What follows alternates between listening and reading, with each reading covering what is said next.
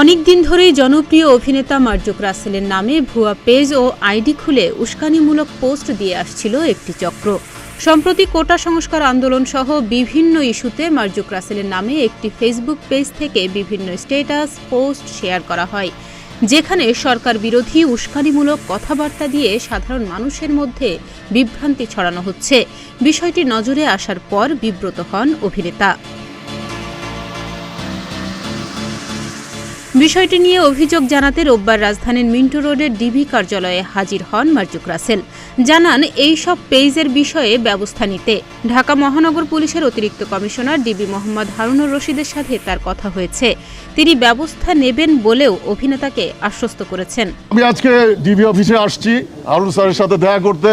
ওনার সাথে দেখা করে এইসব আমি কিছু যে কথাগুলো বলছি যে এই পেজগুলো যারা চালাচ্ছে, যারা চালায় আমাকে বিব্রত করতেছে নানানভাবে আমার অডিয়েন্সের কাছে, আমার বা সাধারণ মানুষের কাছে যারা সোশ্যাল নেটওয়ার্কে আছে বা নাই।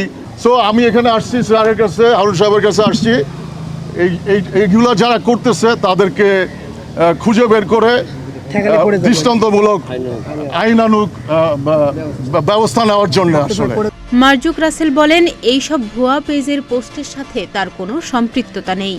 তো সবাই জানে, আমার বন্ধু বান্ধবরা জানে, আমার সাথে যারা কাজ করে, আমি যাদের সাথে কাজ করি তারাও জানে যে এগুলো ফেক পেজ।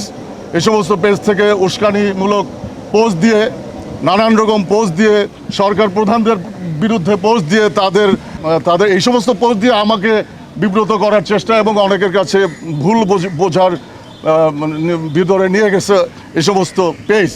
মার্জুক রাসেল নিয়মিত নাটকে অভিনয় করেন, এছাড়া লেখালেখিও করেন তিনি। তার অভিনীত বেশ কিছু নাটক ও গান দারুণ জনপ্রিয়তা পেয়েছে।